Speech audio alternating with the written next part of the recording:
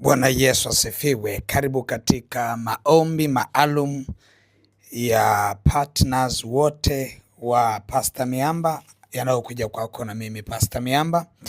Ni siku njema sana leo, ikiwa tumemaliza mwezi na tunaenda mwezi mwingine kama partners, na nilikuwa nasukumwa ndani yangu kuomba kwa ajili yenu partners, lakini nilitaka niseme mambo machache ambayo Roho wa Bwana ameyatia ndani yangu kwa uzito, ili upate kuelewa kabla hatujaenda kuomba. Na Bwana akawa ananisemesha niseme tu kwa vile ambavyo wewe unaweza kuwa unajisikiaje kuwa partner. Na nataka uelewe ya kwamba Mungu hakukuchagua wewe kuwa partner, ama hakukuita wewe kuwa partner kwa sababu ulikuwa una fedha nyingi, bali Mungu alikuita wewe kuwa partner kwa sababu ya utayari uliokuwa nao. Ule utayari wako ilikuwa ni ndio kwa Bwana. Kwa hiyo Bwana anaachilia sawa sawa na utayari wako, na ndio maana unakuta hata vile ambavyo tunasema wewe utakuwa unatoa kiasi gani kwa mwezi, ilikuwa ni kwa sababu ya kutaka utayari wa kumwambia Bwana, nipo tayari. Ni matumaini yangu ya kwamba katika maelezo yangu ya awali hukutakiwa kusema nitatoa kutokana na uwezo ulionao, bali litakiwa useme nitatoa kutokana na utayari ulionao.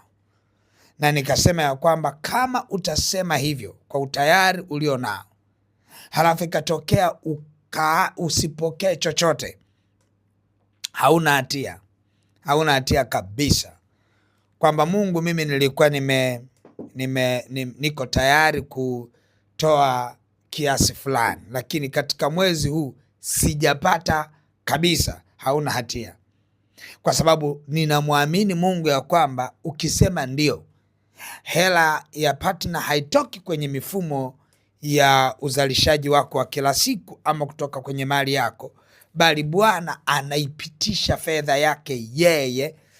Either itapita kwenye kazi ya mikono yako ama itapita mahali popote, lakini itakuwa imekuja special kwa ajili ya kufanya huduma hii ya partner.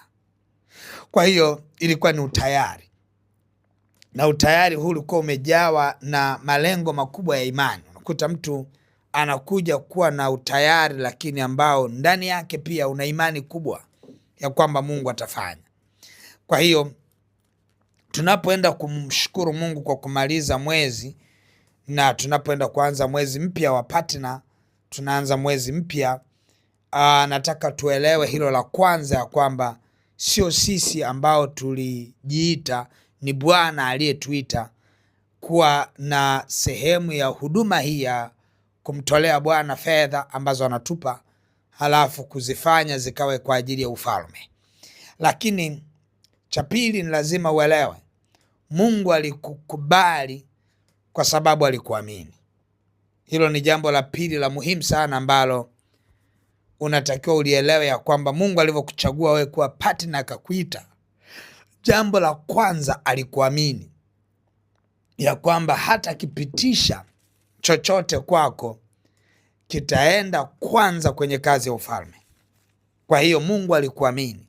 Ni matumaini yangu ya kwamba wewe utaendelea kuaminika na Bwana, na ndio maana kama umeweza kuaminika na Bwana, kile Mungu alichokipitisha kwako umeweza kukitoa kwa sababu umeaminika na Bwana. Hiyo ni muhimu sana kukaa katika hali ya kuaminika. Lakini nataka tuelewe ya kwamba kibiblia partners, hilo ni jambo la tatu nataka ulielewe. Partners hawakuanza kwetu, walianza toka kipindi cha Yesu, hata kipindi cha mitume walikuwepo partners. Kipindi kile ninaanza kabisa, ule mwezi wa kwanza nilieleza partners wa Yesu, nilisoma pale. Lakini leo nataka tuangalie partners wa mitume. Tutaangalia partners wa mitume kwa mtume Paulo. Tunaona Paulo anakiri ya kwamba aliifanya kazi yake kwa partner, na mimi ninakiri kabisa kuna kazi kubwa sana tunaifanya sasa hivi ambayo tunasikia shuhuda nyingi sana Bwana anazifanya. Injili inafika mbali sana, hata kupitia tamthilia zetu ambazo tunazifanya. Zile tamthilia ukiangalia ndani kuna tekniko kubwa ya kufikisha injili ambayo imewekwa mle, lakini pia kufundishia neno la Kristo kwa mataifa wote wa kila dini inapita mle ndani. Sio muda mrefu tutaanza kuzisikia hadi masomo ya siku za mwisho yatakuwa kwenye ile tamthilia, na watu watayapokea pasipo au kujijua kwamba wanapokea. Ninapigiwa simu na watu mbalimbali kutoka mataifa mbalimbali, wanabarikiwa na kazi hii. Na mtu mmoja kutoka Canada akaniambia kwamba ni mchungaji, akaniambia wao wameweka ratiba kabisa ya wanaenda siku ya Jumatatu kwa ajili ya kuiangalia Prayer Force, halafu baada ya hapo wanaenda Ijumaa wanaiangalia kama kanisa. Wanafika pale, wanaisubiria, wanaiangalia, wanajadili, wanamshukuru Mungu, wanaomba, wanarudi nyumbani. Kwa hiyo akasema haya makanisa yamekuwa yakihudumiwa na hii tamthilia. Halafu hata Kinshasa pia, Kinshasa kitu kama hicho, nashindwa kuiongea vizuri, huko Kongo huko, na kwenyewe wanafanya hiyo program kwa sababu ni makanisa yanayofanana. Nimepokea shuhuda za wachungaji kutoka Sumbawanga na wameeleza. Mchungaji mmoja akaniandikia, akanipigia baadaye, akaniambia, mchungaji, nilikuwa naenda kulipoteza kanisa, lakini nilivyoangalia Prayer Force nimegundua namna ya kushughulika na dhambi katika kanisa. Hakika yake niwarudisha watu nilioondoa, kanisa limesimama tena. Namshukuru Mungu sana kwa ajili ya hii kazi. Aliongea kwa takriban dakika 36, anaongea tu yule mchungaji. Kwa hiyo ni shuhuda nyingi sana sana sana, lakini ukitaka kupita kuangalia namna Mungu anapenyeza neno lake kwa watu wake, pita hata kwenye mtandao wetu wa Holy Movies, angalia kule, utakuta huduma ya injili kwa njia ya filamu. Injili inasonga mbele, watu wana comment kwamba wanabarikiwa, na wewe yamkini ni mmoja wale wanaobarikiwa. Yote hii ni kwa sababu ya partnership yako, kujitoa kwako imekuwa ni sehemu ya kazi ile kufanikiwa. Kwa hiyo tunaendelea kumtukuza Mungu sana. Kwa hiyo huo ni ushuhuda tu nilikuwa najaribu kuutoa. Moja ya kazi ya Mungu ambayo tunaifanya ni hiyo, ukiachana kazi nyingine mbalimbali. Lakini nilikuwa nataka nikukumbushe jambo la muhimu sana kabla sijaomba, kwamba partnership tunaona ilianza toka kipindi cha Yesu. Leo tutaangalia kipindi cha Paulo. Tunaona maandiko yanasema kwenye kitabu cha Wafilipi ile sura ya 1 na mstari wa 5, anasema hivi: kwa sababu ya ushirika wenu, kwa sababu, labda nianze mstari wa 3, anasema hivi: namshukuru Mungu wangu kila niwakumbukapo siku zote, kila niwaombeapo ninyi nyote, nikisema sala zangu kwa furaha, kwa sababu ya ushirika wenu katika kuieneza Injili, tangu siku ile ya kwanza hata leo hivi. Nami niliaminilo ndilo hili, ya kwamba yeye aliyeanza kazi njema mioyoni mwenu ataimaliza hata siku ya Kristo Yesu.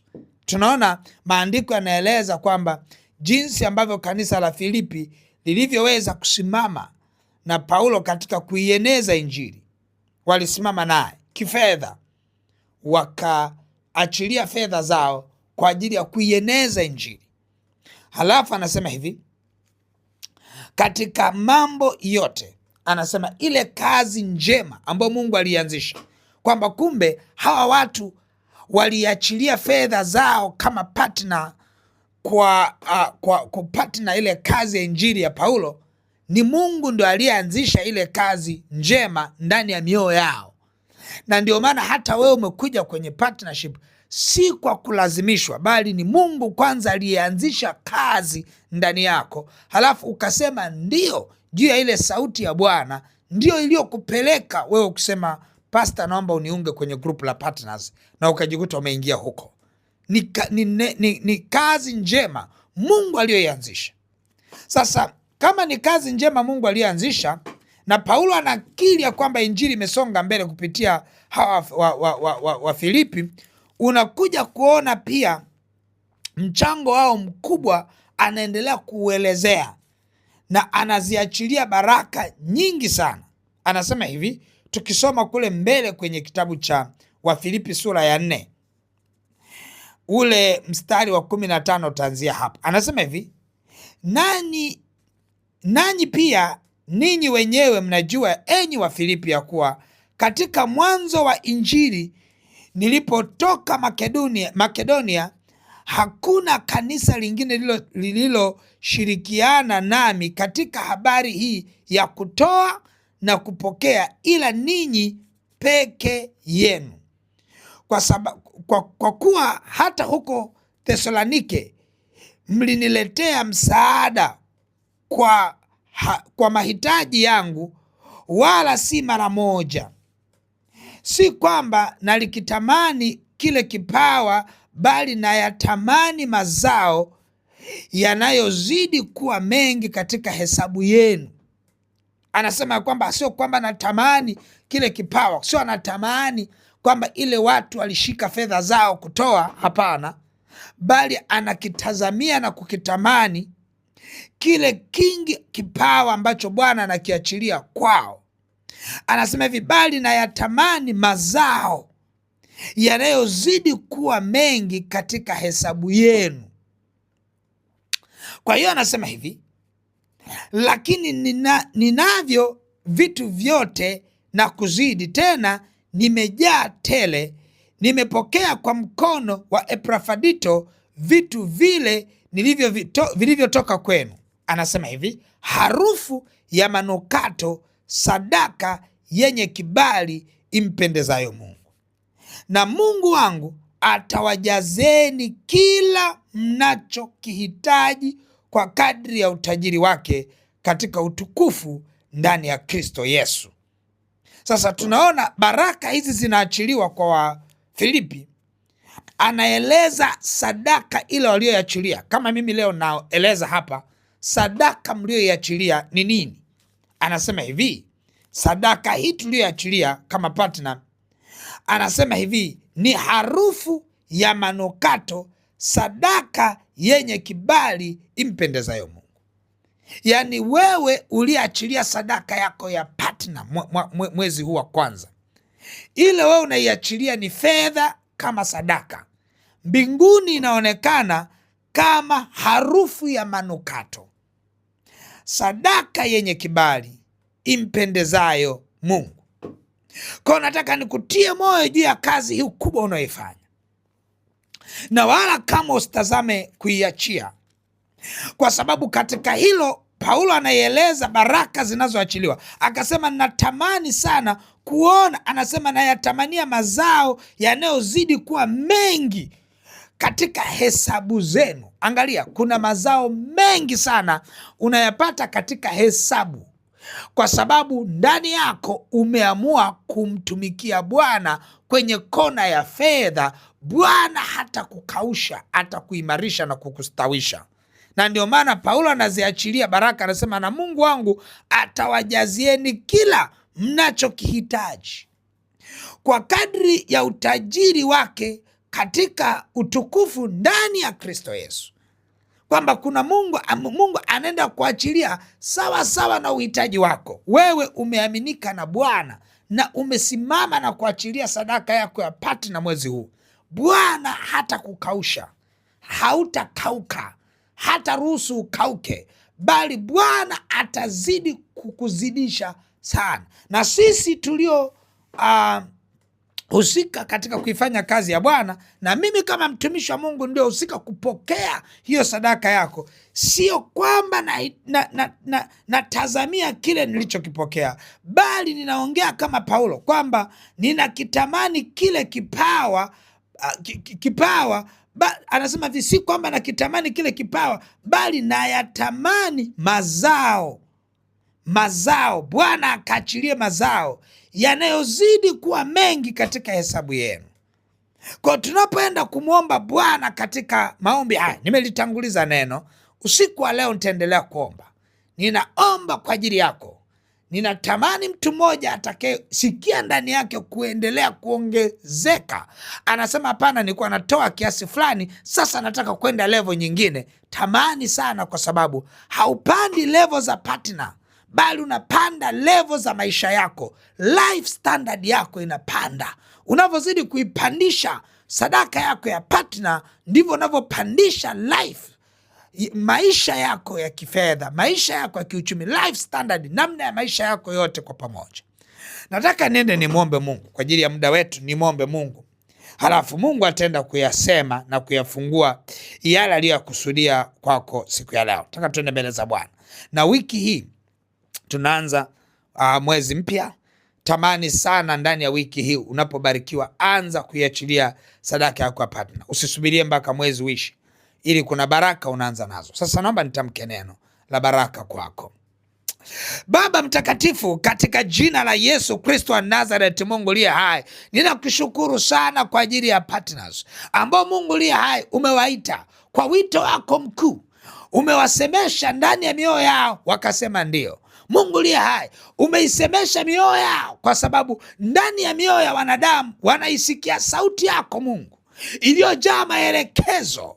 Mungu liye hai, asante kwa maana watoto wako wameisikia sauti yako, wamesema ndio na kusimama kama vile Wafilipi walivyoweza kusimama na Paulo. Mungu liye hai, ninakushukuru sana kwa sababu hatutamanii kile kipawa kilichoachiliwa, bali tunayatazamia mazao yanayozidi sana katika himaya ya watoto wako. Baba, ninaomba kila aliyesimama kama partner na aliyeshiriki katika kusimama kuyatimiza yale uliyoyasemesha ndani ya moyo wake, Baba, naomba ukambariki kwa baraka zote, ukamjaze kwa wingi wa unono, ukamjaze kwa shairi na ngano, ukamjaze kwa utele wa kumwagika, wa kushonashona, kujazilizwa, kusukwasukwa, ukamjaze na utovu, ubichi. Mungu liye hai, ukamjaze na neema na rehema anapoingia na kutoka. Bwana, ukamjaze katika kweli yako, umsaidie katika nguvu zako, umbariki katika kila jambo, ukamuinue sana katika jina la Yesu. Ninazitangaza baraka hizi katika jina la Yesu ndani ya mwezi huu. Bwana, watoto wako wakaone upgrade, wakaone viwango vipya, wakaone neema mpya, wakaone kibali kipya. Ninatangaza kwako partner, ukastawi sana ndani ya mwezi huu. Bwana akakupe kustawi unapoingia mwezi wa pili. Bwana akakupe kustawi katika huduma uliyoichagua ya partner. Bwana akayaimarishe mazao yako, lakini akavijaze vyanzo vyako katika unono. Bwana akakupe neema, Bwana kuinue kwa jina la Yesu Kristo wa Nazareth, Mungu aliye hai. Baba, nalibariki na kuliinua jina lako. Sante kwa ajili ya partners wote. Sante kwa ajili ya sadaka zote zilizotolewa. Ninapozipokea sadaka za mwezi huu wa kwanza na kuingia mwezi wa pili, Baba, ninaomba sadaka hizi, manukato ya harufu njema kwenye kiti chako cha enzi, sadaka iliyokubaliwa na we Bwana, iende sasa kupiga kelele kwenye maisha ya watoto wako hawa walio partner wa huduma hii. Mungu liye hai, jinsi kazi yako na huduma inavyozidi kusonga mbele, Baba, ninaomba na watumishi wako hao uliowaita kuwa partner, na wao wazidi kusonga mbele sana, wazidi kustawi sana, wazidi kuimarika sana kwa jina la Yesu Kristo wa Nazareth, Mungu liye hai. Baba, asante kwa maana watoto wako wanaenda kukuona wewe leo, wanaenda kuyaona maisha mapya, wanaenda kuona kibali, wanaenda kuona neema, wanaenda kuona kustawi katika jina la Yesu. Natangaza hali ya kustawi na nguvu ya kustawi kwako katika jina la Yesu Kristo wa Nazareth, Mungu aliye hai. Amen, amen, amen. Mungu wangu akubariki sana. Ni maombi haya makubwa yanaenda kufungua milango yako ya mwezi wa pili. Wewe partner unaenda kusimama katika kuyatimiza yote, hautakaa katika ukame. Nataka utaendelea kushuhudia yale mambo makubwa Mungu atakwenda kukutendea mwezi huu wa pili. Mungu wangu akubariki na uwe na wakati mwema. Amen.